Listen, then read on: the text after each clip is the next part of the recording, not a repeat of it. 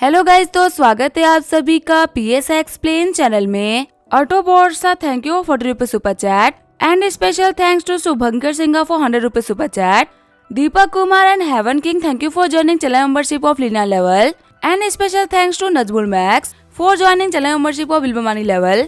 तो चलिए स्टार्ट करते हैं। लास्ट एपिसोड में हमने देखा था टोनी का एक पंच खाने के बाद में डिवाइन डॉटर की हालत काफी ज्यादा खराब हो गई होती है। तभी वो अपने जीन लॉक के 3rd लेवल को अनलॉक कर लेते हैं। टोनी को लग रहा होता है कि अब जो फाइट है ना वो काफी ज्यादा सीरियस और इंटेंस होने वाली है, लेकिन जब वो फाइट करने के लिए तैयार होता है तभी जो डिवाइन डॉक्टर होते हैं वो भागना स्टार्ट कर देते हैं, जो कि देख के किसी को भी समझ में नहीं आ रहा होता कि आखिर यहाँ पे चल क्या रहा है। वहीं भागते हुए डिवाइन डॉक्टर सिटी के दूसरे कोने तक पहुंच गए होते हैं। डिवाइन डॉक्टर सोच रहा होता है अगर मेरे को अपनी जान बचानी है ना तो मेरे को भागना होगा। जिस एक्सपर्ट ने मेरी एक पंच में ये हालत कर दी ना, उसका दूसरा पंच खाते ही मैं तो मरी जाऊंगा। जितना मैंने एक्सपेक्ट भी नहीं किया था ना उतनी ज्यादा पावर इस ईस्टर्न मास्टर के पास में थी, और अभी तो मैं भले ही कुछ भी क्यों ना कर लूं लेकिन मैं इसकी बराबरी तो नहीं कर पाऊंगा। इस बंदे के हाथों मरने से बेहतर यही है कि मैं यहाँ से भाग जाऊं।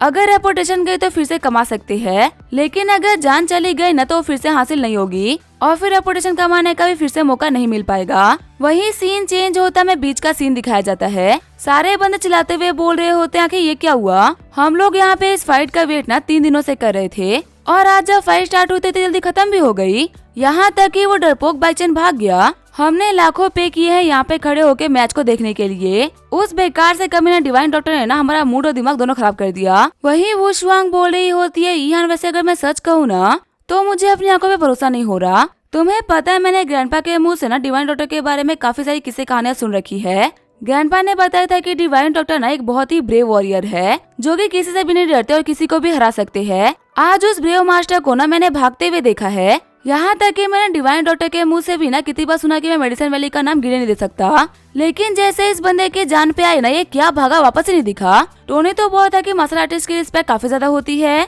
और वो अपनी रिस्पेक्ट के लिए जान भी दे सकते हैं, तो फिर आके यहाँ पे डिवाइन डॉक्टर ने ये क्या करा। ईहान बोल रही होती है, वैसे अगर मैं सच कहूँ ना तो ये डिवाइन डॉक्टर एक बहुत ही बड़ा डरपोक था। आज तक ये इसी वजह से ब्रेव बनता हुआ था ना, क्योंकि इस बंदे को इससे बेहतर कोई मिला ही नहीं। यहाँ पे इसने जो ये हरकत करी है ना ये बहुत ही बेशर्मी वाली हरकत है। अगर वो टोनी के मास्टर से बोलता कि वो हार को मान लेता है तो पक्का से टोनी के मास्टर ना उसको छोड़ देते, पर वो तो सभी के सामने दुम दबा के भाग गया। अच्छा हुआ कि इस फाइट के अंदर ना हम टोनी को सपोर्ट कर रहे थे। टोनी या फिर टोनी से जुड़े हुए लोग ना कभी भी डिसअपॉइंट नहीं करते। और वैसे भी तुम खुद ही सोचो ना कि जिस बंदे का डिसेबल सियून है वो बंदा खुद कैसा हो सकता है। इसी ने तो सियून को सारी घटिया टेक्निक सिखाई होगी और देखो ये प्रूव भी हो गया। ये जैसे भागा है ना शो करता है कि कितना घटिया इंसान है। वही टोनी नोटिस करता है कि एक ड्रोन कैमरा उन लोगों को शूट कर रहा होता है। टोनी सोच रहा होता है लगता है कोई तो हमारे फाइट को ना लाइव ब्रॉडकास्ट कर रहा है। अभी मैं अपने कैरेक्टर से बाहर नहीं निकल सकता। इन सभी को बोल के ना इसे फटाफट से बाहर निकलना होगा। टोनी बोल रहा होता है आप सभी लोग ना प्लीज परेशान मत हो। जिंदगी में जब मुश्किलें आती है ना तब एक इंसान दिखाता है कि उसका रियल कैरेक्टर क्या है, और आप लोगों ने देख लिया कि आप लोगों का मास्टर बच्चन ना कैसा इंसान है। अगर मैं चाहूँ तो मैं उसके पेज जाके ना उसको मार सकता हूँ, लेकिन मैंने कभी भी अपने पावर का ना गलत चीजों के लिए यूज किया ही नहीं। अगर वो यहाँ पे रुके बोलता ना कि उसको मौत से डर लगता है तो मैं उसको छोड़ देता। वैसे भी वो ना मेरी तरह एक डॉक्टर है और हम डॉक्टर का काम होता है जान बचाना ना कि जान लेना। वही उसको समझाने के लिए मैं यहाँ पे आया भी था। नॉर्मल लोगों के मुकाबले ना हम बहुत ही मेहनत करते हैं और कल्टीवेट करते हैं इस मुकाम तक पहुँचने के लिए, पर इसका मतलब ये नहीं है कि हम अपने पावर का ना गलत तरीके से यूज करे। डिवाइन डॉक्टर ही नहीं बल्कि मैं सारे मार्शल आर्टिस्ट को बोल रहा हूँ अपने शक्तियों का ना सही इस्तेमाल करो। अगर तुम लोग गलत यूज करोगे तो ईस्टर्न सेज ना तुम लोग को खत्म कर देगा। ये बोलते हुए टोनी वहाँ से जंप करते हुए गायब हो जाता है। खुश होते हुए पे सारे लोग बोल रहे होते हैं सच में बिलीव नहीं हो रहा ना कि कल्टीवेशन वर्ल्ड के लोग इतने कमाल के होते हैं। वही वहाँ पे दूसरा बंदा बोल रहा होता है मैं यहाँ पे कई साल से ना मार्शल आर्ट की कॉमिक पढ़ रहा हूँ और मेरे दोस्त बोलते हैं कि आखिर मैं क्या बकवास पढ़ रहा हूँ, ये एग्जिस्ट ही नहीं करता। अब ना मैं उन लोगों से बराबरी में बात कर पाऊंगा और उन्हें बता पाऊंगा कि आखिर मार्शल आर्टिस्ट ना कितने कमाल के होते हैं। जो पावर मार्शल आर्टिस्ट के पास में होती है ना उसके सामने तो साइंस को भी झुकना पड़ता है, क्योंकि मार्शल आर्ट का वर्ल्ड ना साइंस से बहुत ही बियॉन्ड और बहुत ही बड़ा है। और अच्छी बात तो ये है कि वहाँ पे ना 2 तरीके के मास्टर्स है, एक मास्टर बच्चन जैसे और एक ईस्टर्न सेज जैसे। कुछ पावरफुल लोग बुरे हैं तो कुछ पावरफुल लोग ना बहुत ही अच्छे भी है। ईहान सोच रही होती है आज का दिन ना संघाई के हिस्ट्री में लिखा जा चुका है, शायद से ही कोई भी ना आज के दिन को भूल पाएगा। कई सालों पहले ना ऐसे एक मेडिसिन किंग यहाँ पे आए थे, उन्होंने अपना नाम बनाया था, लेकिन अब वो नाम और रेपुटेशन ना गायब हो चुकी है और उसे ही बढ़ के रेपुटेशन मिल चुकी है ईस्टर्न सेज को, जो कि संघाई में ना एक लेजेंड बन के रहेंगे। और सबसे बड़ी बात तो ये है कि ये लेजेंड सिर्फ और सिर्फ एक ही बंदे से वास्ता रखता है, जो कि है टोनी स्टार्क। सीन चेंज होता है, हमें लॉस एंजलिस उसा का सीन दिखाया जाता है। नोरा बोल रही होती है स्कॉर्पियन सिस्टर्स हम लोग ना एयरपोर्ट पहुंचने वाले हैं। एयरपोर्ट जाने के बाद मैं फाइनली अपने घर पे जा पाऊंगी। काफी टाइम हो गया अपने घर और अपने लोगों को ना दिखे हुए। फिर वो अपने गन को निकालते हुए बोल रही होती है, लेकिन ये तो बहुत ही बेकार बात है ना कि मेरे पास में पासपोर्ट ही नहीं है और बिना पासपोर्ट के ना ये एयरपोर्ट वाले ट्रेवल ही नहीं करने देते। अब आखिर मैं क्या करूँ, मैं तो मन ही नहीं था फाइट करने का, लेकिन कैसे भी मेरे को तो घर जाना ही है और अब सिर्फ और सिर्फ मेरे को घर जाने के लिए ना एक प्लेन को हाईजैक करना होगा। लाइफ सच में बहुत ही मुश्किल होती है, एक छोटी चीज के लिए कितना मेहनत करना पड़ता है ना। वहीं स्कॉर्पियन सिस्टर सोच रही होती है, जब मैंने इस लड़की को बचाया था और अब जब मैं इस लड़की को देख रही हूँ ना, तो ये दोनों ही लड़कियां मेरे को बिल्कुल ही अलग लगती है। जब ये मेरे को पहली बार मिली थी ना, तब ये सहमी हुई सी और डरी हुई सी थी, लेकिन जैसे जैसे इसके असैसिन ट्रेनिंग के दिन बीतते गए ना, ये वैसी वैसी पावरफुल होती गई। और पावर तो एक बहुत ही अलग चीज है, ये ना उससे भी खतरनाक है। मैं ना असैसिन का काम सालों से कर रही हूँ और अपने हाथों से न जाने मैंने कितने लोगों को मारा होगा। इसी वजह से मेरे अंदर से ना मौत का डर हट गया था, क्योंकि मेरे को लगा था ना कि मौत इतनी खतरनाक नहीं होती। लेकिन जब मैं नोरा को पहली बार देखा ना फाइट करते हुए, तब मेरे को पता चला कि आखिर मौत कितनी खतरनाक है। मैं बोल सकती हूँ कि असैसिन उतने खतरनाक नहीं होते जितने की नोरा है। हम किसी को मारते हैं सिर्फ और सिर्फ पैसे के लिए, लेकिन जैसे ही मारने की बात आती है ना, नोरा एक जंगली बीस्ट बन जाती है जो कि इंसानों को ना सब्जियों की तरह काट देती है। पिछले कुछ दिनों के अंदर इसने उस टेक्निक को मास्टर कर लिया ना, जो कि मैं सालों से सीख रही थी। यहाँ तक कि इसको पकड़ने के लिए ना कुछ एलिट्स हमारे बेस पे आए थे।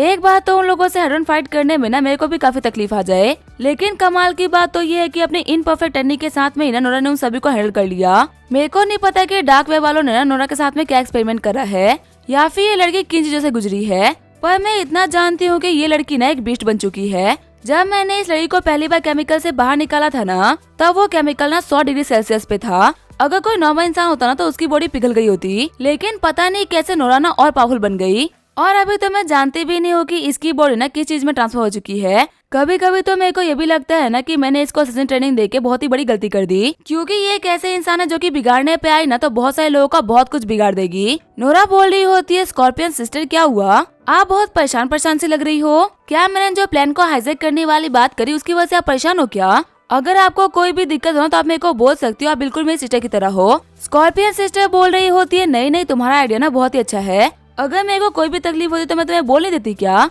किसी भी दिक्कत ज्यादा इम्पोर्टेंट ना तुम्हारा घर पहुंचना है। फिर गाड़ी से उतरते हुए स्कॉर्पियन बोल रही होती है, क्या तुम्हें प्लेन उड़ाना आता है क्या? क्योंकि मेरे को तो नहीं आता, तो प्लेन को लैंड कौन कराएगा? नोरा बोल रही होती है, वैसे अगर मैं सच कहूँ ना तो आता तो नहीं है, पर मैं ना प्लेन को लैंड करा दूंगी, मेरे को इतना भरोसा है। अगर मैंने एक बार भी मैनुअल्स को देख लेना कि आखिर वो कैसे काम करता है, तो इतना तो काफी होगा प्लेन को लैंड कराने के लिए। अभी वो लोग एंटर करने ही वाले होते तभी उन लोगों के पास में ली जियामू आ जाता है। जियामू बोल रहा होता है, चाइनीज लड़कियों रुक जाओ, उस वाले तो मेरे अपने नहीं है, इसी वजह से वो मेरा दर्द नहीं समझ पाते और न ही वो मुझसे मेरे पैसे को एक्सचेंज करते हैं। क्या तुम मेरी थोड़ी सी हेल्प कर सकती हो क्या? तभी नोरा बोल रही होती है, तुम्हारे हाथ पाँव तो बिल्कुल सलामत है, लेकिन तुम फिर भी भीख मांग रहे हो और तुम बोल भी सकते हो, तो फिर आके तुम बिना किसी बात के यहाँ पे चाइनीज लोगों का नाम खराब क्यों कर रहे हो? हमारे चाइनीज लोग ना बहुत ही मेहनती होते हैं, जो कि कभी भी भीख मांगने के रास्ते को ना नहीं अपनाते। तुमने यहाँ पे भीख मांग के ना हम लोग की नाक कटवा दी, लो ये $100 अपने लिए ना कुछ अच्छा खाने पीने के लिए खरीद लेना। ये बोलते वो ली जियामू के हाथ में पैसे पकड़ा देती है। वही नोरा को देखते हुए जियामू भी सोच रहा होते तो बहुत ही खूबसूरत है। जब मैं CEO हुआ करता था ना, तभी मेरे को इतनी ब्यूटीफुल लड़की नहीं मिली जितनी की ये है, और देखने में ये लड़की ना इंडिपेंडेंट भी लग रही है। फिर जियामू नोरा को रोकते हुए बोल रहा होता है, मिस एक सेकंड रुकिए, आप और मैं हम दोनों ही चाइनीज है, कैसा रहेगा कि हम दोनों एक दूसरे को वीचेट पे ऐड करें? अगर बाहर की कंट्री में कोई एक कंट्री वाले मिल जाए ना, तो उन दोनों को दोस्त बन ही जाना चाहिए। क्या पता वो लोग फ्यूचर में दूसरे की हेल्प कर पाए। इसी वजह से मैं आपको बोल रहा हूँ कि आप तो मेरे को ज्वाइन कर ही लो, इसमें ना आपको बहुत ही फायदा होगा। लेकिन तभी वो लोग अगले 2 मिनट तक जियामू को घूर घूर के देखते हैं और वो लोग यही सोच रहे होते हैं कि आखिर ये भिखारी ना बोलना क्या चाहता है। स्कॉर्पियन बोल रही होती है, मैंने ना बहुत सारे कॉन्फिडेंट लोगों को देखा है, पर आज मैं पहली बार ना एक कॉन्फिडेंट भिखारी को देख रही हूँ। क्या तुमने एक बार अपने कपड़े और अपने हालत पे नजर डाली क्या? आखिर तुमने क्या सोच लिया कि तुम्हें कोई भी लड़की वीचेट पे ऐड कर सकती है? और सोचने की बात तो छोड़ा के तुम्हारे अंदर हिम्मत कैसे आई कि तुम आगे आके बात करो? अगर तुम्हारी जगह कोई और लड़का होता ना, तो मैं गारंटी कर सकती हूँ कि वो शर्म के मारे ना कभी भी आगे आके बात ना करता। पर बेशरम कही के तुम ना अभी भी सब कुछ ट्राई कर रहे हो। लड़कियां पटाने से बेहतर है कि जाओ जाके मेहनत करो और पैसे कमाओ, इससे कम से कम तुम खुद के लिए ना खाना खरीद पाओगे। जियामू बोल रहा होता है, किसी ने ना बिल्कुल सही कहा था, किसी भी किताब को ना उसे कवर देख के जज नहीं करना चाहिए। और लड़की, तुमने मेरे को जज करके ना बहुत ही बड़ी गलती करी है। तुम्हें पता है मैं ना कोई गरीब बंदा नहीं हूँ, मैं तो बस यहाँ पे एक्सपीरियंस कर रहा हूँ कि आखिर जो गरीब लोग होते हैं ना वो जीते कैसे है। मेरा नाम जियामू है और एक टाइम पे ना मैं एक मल्टी बिलियनर हुआ करता था। सच कहो तो तुम्हारे से 36 ब्यूटीज ना मेरे आगे पीछे घूमती थी। तुम तो बहुत ही लकी हो कि तुमको ना मुझसे बात करने के लिए अपॉइंटमेंट लेनी पड़ रही, वरना मेरे से बिलियनर ना तुम ऐसे लड़कियों कभी मुंह नहीं लगाता, क्योंकि तुम्हारा लुक बिल्कुल ही एवरेज है। और तुम क्यों बीच में बोल रही हो? मैं तो बात इस तरीके से कर रहा हूँ ना। फिर वो नूरा की तरफ आगे बढ़ते हुए बोल रहा होता है, प्यारी लड़की मेरी बात को सुनो, मैं मानता हूँ कि आज मैं भिखारी हूँ, लेकिन मैं हमेशा रहूंगा थोड़ी ना। आज नहीं तो कल मेरा कमबैक होगा। जिन लोगों ने मेरी बेइज्जती करी है ना, उन सभी को उनकी कीमत चुकानी होगी, स्पेशली टोनी स्टार्क को। आज जब मैं यहाँ पे बर्बाद हूँ ना, तो मेरे साथ में कोई भी खड़ा नहीं है, लेकिन जब मैं फिर से आबाद हो जाऊंगा ना, तब देखना कि मेरे आगे पीछे कितने सारे लोग करेंगे। अगर आज वो कमीना टोनी स्टार्क नहीं होता तो आज मैं काफी अच्छी लाइफ जी रहा होता, लेकिन उस कमीने की वजह से मेरी जिंदगी बर्बाद हो गई। तुम ना उसकी भी बिल्कुल भी टेंशन मत लो, मैं उससे बदला ले लूंगा। नोरा बोल रही होती है, क्या तुमने भी क्या बोला? क्या टोनी स्टार्क? तुम टोनी स्टार्क को बर्बाद करोगे? चिढ़ते हुए ली जियामू बोल रहा होता है, मैं उसको ऐसा बर्बाद करूंगा ना कि उसकी साथ पूछते याद रखेगी। मैं यहाँ पे उस टोनी स्टार्क के बारे में बात करो जो कि इंटरनेट का सेंसेशन बन चुका है। हम दोनों के बीच में ना जानी दुश्मनी है। अगर उसने मेरी ये हालत करी है ना, तो इसके बदले मैं उसकी क्या हालत करूंगा उसके बारे में तुम सोच भी नहीं सकती। जियामू सोच रहा होता है, भले ही कुछ भी बोलो, लेकिन वो कमीना टोनी स्टार्क फेमस तो बहुत है। मैं यहाँ पे इस लड़की को पटाने का ट्राई कर रहा हूँ, यहाँ तक कि मैंने इसको अपना नाम भी बता दिया, तो भी कोई फायदा नहीं हो रहा। लेकिन ये सुनने के बाद में कि टोनी मेरा राइवल है, ये कितना शॉकिंग रिएक्शन दे रही है ना। सभी को पता है ना कि राइवल बराबरी के लोग होते हैं, और अगर मैं उस टोनी स्टार्क का राइवल रह चुका हूँ ना, इसका मतलब मैं कोई ऑर्डिनरी भिखारी नहीं हूँ। मैं गारंटी कर सकती हूँ कि अभी लड़की ना मेरे अंदर काफी ज्यादा इंटरेस्टेड होगी। तभी नोरा आगे बढ़ते हुए ली जियामू के टांगों के बीच में किक मार देती है, जिसकी वजह से बेचारे जियामू की आंखें बाहर आ गई होती है। जाते हुए नोरा बोल रही होती है, अब तुम भले ही मेरी इस बात को ना वार्निंग समझो या फिर धमकी, आज के बाद में ना कभी भी ये चाय लेके मेरे सामने मत आना। तुम्हें नहीं पता बता टोनी ने ना मेरे लिए क्या क्या किया है, और वो मेरे लिए कितना मायने रखते हैं। मैं अपने बारे में इंसल्ट सुन सकती हूँ, लेकिन मैं उनके बारे में कुछ भी नहीं सुन सकती। और अगर तुम उनके बारे में कुछ भी फालतू बोलते हो ना, तो मैं तुम्हें लिविंग हेल दिखाऊंगी। मैं तुम्हें इतना मारूंगी ना कि तुम रीइंकार्नेट होने से पहले भी सोचोगे। तभी वहाँ पर नोरा के अटैक की वजह से जियामू बेहोश हो गया होता है, और जो एयरपोर्ट के सिक्योरिटी गार्ड्स होते हैं उसको घेर लेते हैं। स्कॉर्पियन बोल रही होती है, लगता है कि सिक्योरिटी वाले ना अलर्ट हो चुके हैं, और आखिर वो होंगे भी क्यों नहीं, क्योंकि दिन दहाड़े ना एक बेगर के ऊपर अटैक हुआ है। देखो नोरा, मुझे नहीं पता कि तुम कौन से प्लान को हैक करने वाली हो, पर जो भी कुछ करने वाली हो ना जल्दी करो, क्योंकि अब यहाँ पे पुलिस आ चुकी है। इसी वजह से वो सारे के सारे मैटर को ना इन्वेस्टिगेट करेंगे, और जल्दी हमारा नाम भी बाहर आ जाएगा। फिर हमारे लिए हाईजैक करना ना और भी मुश्किल हो जाएगा। नोरा बोल रही होती है, सिस्टर स्कॉर्पियन मेरे को माफ कर दो, मेरा ये करने का ना कोई भी इरादा नहीं था। असल में तो मेरे को इस कमीने के ऊपर इसी वजह से गुस्सा है ना, क्योंकि इसने टोनी का नाम लिया, वरना इसकी हालत देखने के बाद में आपको लगता है कि मैं इसके ऊपर कभी भी अटैक करती। आगे जैसे उन लोगों की प्लेन टेक ऑफ करती है, वो लोग प्लेन को हाईजैक कर लेते हैं। अपने गन को पॉइंट करते हुए स्कॉर्पियन बोल रही होती है, कोई भी आगे मत बढ़ना, तुम्हारा एक बेवकूफी भरा मुंह तुम्हारा सर उड़ा सकता है। हम यहाँ पे तुम्हारे साथ में ना हाइड एंड सीक खेलने के लिए नहीं आए, बल्कि इस प्लान को हाईजैक करने के लिए आए हैं। तो इसी वजह से कुछ भी करने से पहले 100 बार सोच लेना। वही जो हमारी नोरा होती है, उसने क्रू मेंबर्स के ऊपर गन को पॉइंट कर रखा होता है। पायलट के ऊपर गन पॉइंट करते हुए नोरा बोल रही होती है, वैसा वैसा बोल रही हूँ ना, वैसा वैसा करो, जहाँ मैं बोलूंगी ये प्लेन वहाँ पे जाएगी। फिर जैसे ही प्लेन टेक ऑफ करती है, सिक्योरिटी गाड़ी वहाँ पे आ जाती है। एक टकला बंदा बोल रहा होता है, फिर से वो लड़कियां हमारे हाथ से निकल गई, अब तो हम उनका कुछ बिगाड़ भी नहीं पाएंगे, क्योंकि वो लोग ना चला जाएंगे। उस समय रहते हुए हम उनका कुछ भी नहीं बिगाड़ पाए, तो उनके घर पहुंचने के बाद में हम क्या ही बिगाड़ लेंगे। चश्मे वाला बंदा बोल रहा होता है, देखो मैं मानता हूँ कि तुम्हें बहुत ही गुस्सा आ रहा होगा, लेकिन शांत हो जाओ। उन दो लड़कियों में से एक ना हमारी एक्सपेरिमेंट नोरा है, और जेनेटिक एक्सपेरिमेंट की वजह से ना वो काफी ज्यादा पावरफुल हो गई है। अब हमें ये एक्सपेरिमेंटल सब्जेक्ट ना वापस कभी भी नहीं मिलने वाला,